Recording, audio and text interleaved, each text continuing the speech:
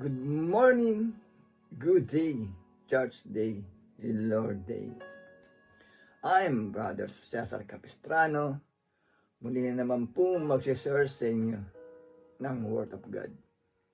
Ang ating pong topic sa araw na ito, marunong ka ba tumanaw ng utang na loob? Ano ito? Sa Biblia, ating pong aalamin yan. Meron tayo isang talata sa araw na ito. Bago ko po basahin ang talata, tayo po'y manalangin muna. Diyos amang nasa langit, makapangyarihan sa lahat, sambahin ang ngalan mo. Diyos Ama, maraming pong salamat sa gabay, biyaya na pinagkakalob niyo sa amin sa bawat isa sa amin. Di po kami magsasawang magpasalamat sa muli na naman pong pagdilat ng aming mga mata ay napakalaking biyaya po ito para sa amin. Muli na naman po namin magagampanan ang aming tungkulin para sa aming sarili, pamilya, trabaho, at kaawaan niyo po kami. Diyos Ama, kung kami po ay nagkukulang sa inyo, papasukin niyo po sa amin ang iyong presensya upang sa ganun po ay lubos namin maunawaan, maintindihan ang iyong salita na buhay at makapangyarihan. Sa pangalan ng Panginoong Hesus. Amen. Brother and sister, magandang araw na naman po ng linggo.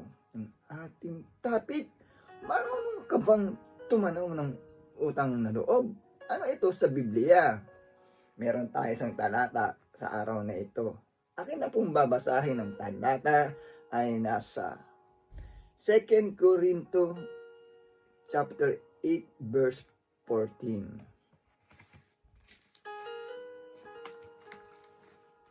Verse 14. Masagana naman kayo ngayon.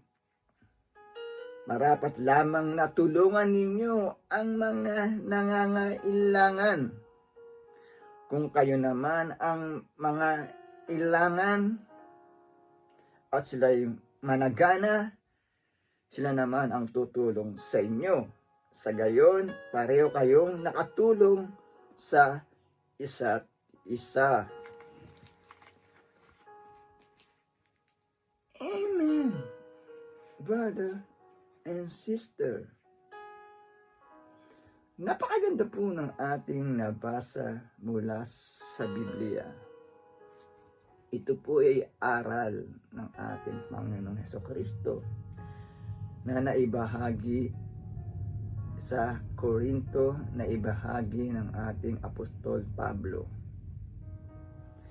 Sa nilalaman po ng talata, bagaman talinghaga po ang pagkakasabi, tayong mga tao na dati walang-wala o dati nagipit o dati ay nangailangan, nagtitibay po sa nabasa natin sa talata. Kung kayo ay masagana at ang iyong tinulungan naman ay nanagana, sumagana ang buhay, at ikaw naman ang nangailangan, nagtitibay po sa nabasa natin sa talata, natulungan din natin yung dating tumulong sa atin, brother and sister. Yan po ang nilalaman ng talata. Tayo naman po talaga ay maraming karanasan o maraming nabalitaan o maraming napanood sa social media. May talagang mga tao na dating walang-wala. Sila'y nalagana dahil sa meron sa kanilang nakatulong o meron sa kanilang nakadiscover. Naging tanyag silang tao.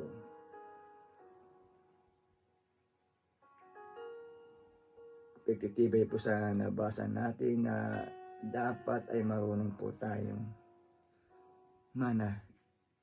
marunong po tayong magbalik tanaw o makaalala sa mga taong nakatulong sa atin, brother and sister. Pero may mga tao naman na tumulong na kahit ay magsabi ka lang ng salamat, thank you, ay napakasaya na nila, brother and sister. May mga tao naman kasi talaga sa tunay na buhay na dating tumulong na nagana yung tinulungan, tapos yung taong tumulong ay medyo nangailangan, nagipit o naging ang kanyang buhay ay medyo lumagpak o humina ang kanyang pamamaraan, ang kanyang ang takbo ng kanyang buhay. Siya naman nangangailangan, ay kailangan naman daw po na ang dating tumulong sa kanya ay tulungan din ang dating tumulong, brother and sister. Nang sa ganun daw po ay parehas kayong managana, brother and sister. Napakaganda po ng ating nabasa mula sa Biblia.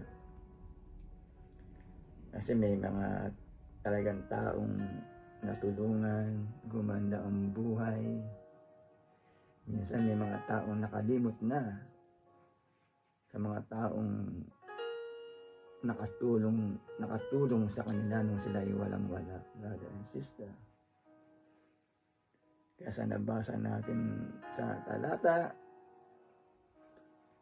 kung dating nananagana ang buhay, tumulong sa nangangailangan, at ito naman daw ang dating nangangailangan ay nanagana ang kanyang buhay, at yung tumulong sa kanya ay nangangailangan, ay dapat naman daw po na tulungan din ang dating tumulong sa kanya, brother and sister. Yan po ang nilalaman ng talata. Ang kasabihan nga po ay ang gulong ay bilog, ang mundo ay bilog, brother and sister, na wag tayong makalimot ng mga taong nakatulong sa atin.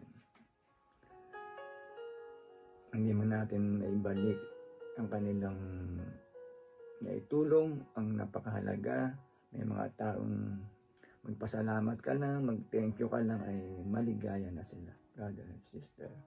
Basta kung naging tanyag tayo dahil sa pagtulong ng iba, ay wag na wag po tayong makakalimot, brother and sister.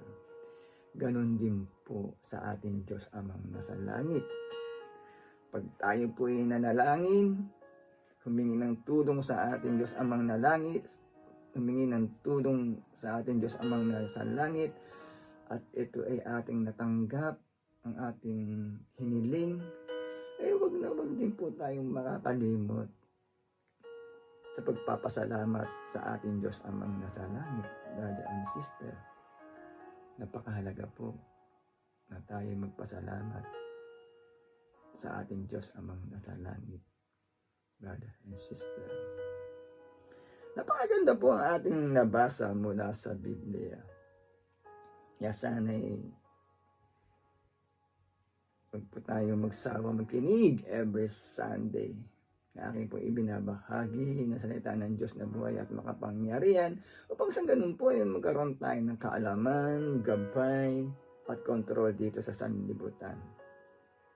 Magtatapos na po natin topic, tayo pa yung manalangin muli. Diyos Amang nasa langit, makapangyarihan sa lahat, sambahin ang ngalan mo. Diyos Ama, maraming salamat po na pagpakinig na naman po kami ng iyong salita na buhay at makapangyarihan na nagbibigay lakas po sa aming katawan at spiritual. Maraming salamat po. Sa ngalan ng Panginoong Yesus. Amen. Brother and sister, maraming po salamat sa walang sawang pakikinig. Lagi po tayong mag-iingat at magdadasal. God bless to all.